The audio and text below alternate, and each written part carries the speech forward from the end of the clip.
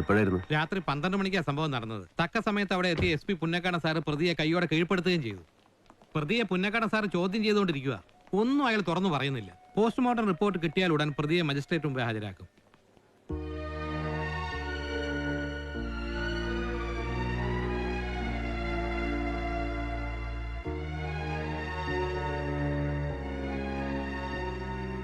അവനെ കേസിൽ നിന്ന് രക്ഷിക്കാൻ നിനക്ക് കഴിഞ്ഞു.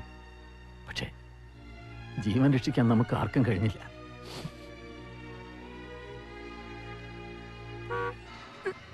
അങ്ങോട്ട് തുറ.